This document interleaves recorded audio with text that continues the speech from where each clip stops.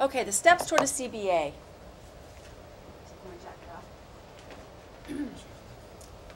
So,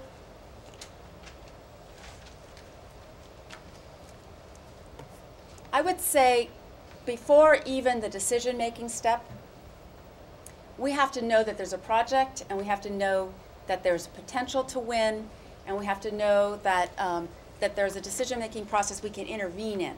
So the prerequisite to being able to actually build a campaign is to actually have the knowledge and the research and the information ready to go. Okay, decisions. So preliminary research and really beginning to understand this developer. And the thing I told you about whether a developer has reneged on the private school bills, that was actually something we found out about a developer that was very helpful in the negotiations.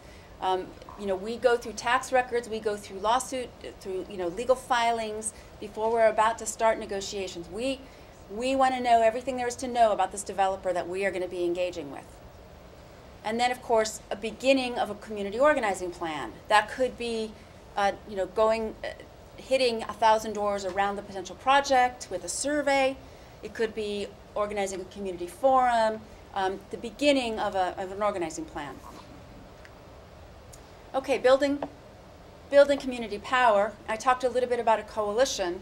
We believe strongly that you cannot win a CBA without at least significant parts of the labor movement, significant parts of community organizations and environmental organizations at a minimum at the table, as well as the groups in the neighborhood.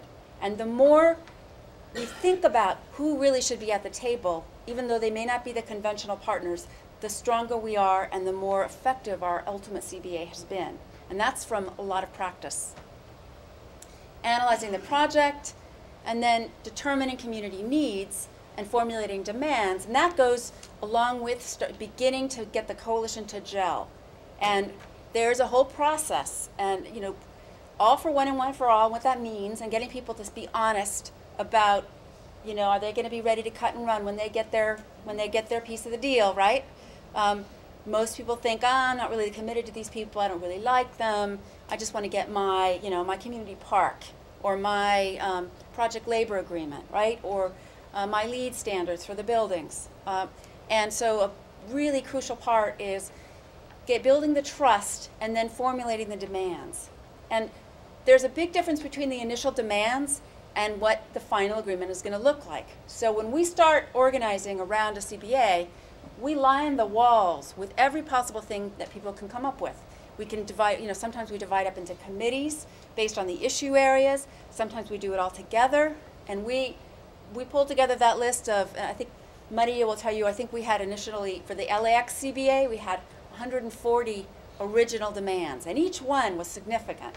And ultimately, I think we won 70 of those. So that's a really important part of the process not to skip. Okay, getting the developer to the table.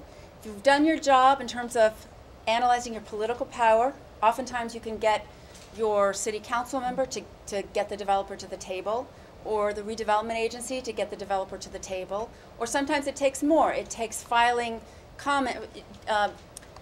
sending in comments for the EIR, setting up a lawsuit, or it takes significant action. Of course, you want to work hard on your message, that it's a positive message, but that we want a high road approach to development. We want community respect. And right now, for example, we're pushing the envelope, and we are demanding a community benefits agreement of a company and all of their stores that they're proposing to open in LA.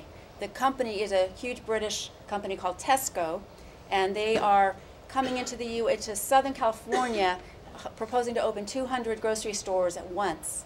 And we want them to do a whole range of things before they get to open a single store. So right now we're in a big campaign to get them to the table, and they don't want to come to the table. So we're doing all kinds of creative actions. They had their opening party last week, and there was not a single city official from any of the 88 cities in all of LA County that attended the party. The only person that sent a letter was Governor Schwarzenegger. So we were getting the message, but the point is there's a lot you need to do, and sometimes it's easier and sometimes it's harder. And then once you get the developer to agree, obviously setting the ground rules for negotiation.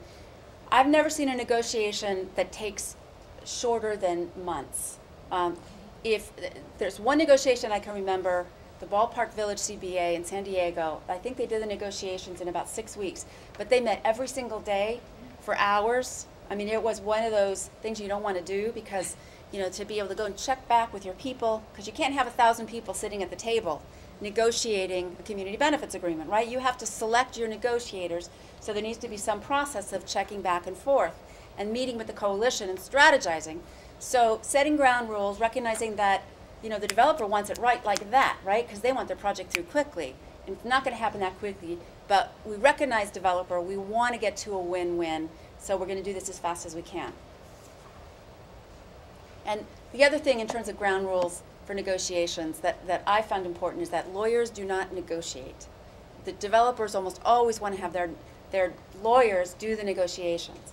And we always say, no, we want the money people, the decision makers themselves to be at the table. Lawyers can be sitting next to them or sitting behind them, but it's got to be the real decision makers. Okay, negotiations, there's no tried and true way to do this. Generally, in most successful CBAs, we've actually divided up into groups that specialize in the various issue areas. So we'll have a group that specializes in the housing issues, a group that specializes in the labor employment issues, a group that specializes in the parks issues or the environmental issues. And those groups choose a lead negotiator from their team. And then oftentimes we'll have 1 or 2 lead negotiators who sit throughout the entire negotiations. That's something that's worked well, but there's no scientific approach to a good negotiation. It's making sure that all the coalition members, to the greatest extent possible, feel like they're connected and feel like their input is being heard. Okay, so then coordinating with the lawyers to actually draft the agreements. Oftentimes what we do is we'll start with one of the easier areas that we know the developer is not going to have so many disagreements about, like a good, strong local hiring agreement. It's not easy, but it's probably doable because it's not going to cost a whole lot of money. So we'll start with something like that, and then we'll reach terms. Basically, we agree 30% are going to be, 30% are going to be hired from the high unemployment areas in a 3-mile radius, or whatever we decide is going to be a first source. So what organizations are going to be the first source? We come to terms, and then the lawyers go back and fight it out over the actual draft. And we always try to keep the draft in our side so that we're doing the initial draft and then sending it over. Can't always do that, but okay, maintaining coalition communication and representation, and that's something I referred to before. It's really important to think these things through ahead of time, and so that the coalition representatives can make decisions, but they are connected to and communicating regularly with the rest of the coalition, the broader coalition.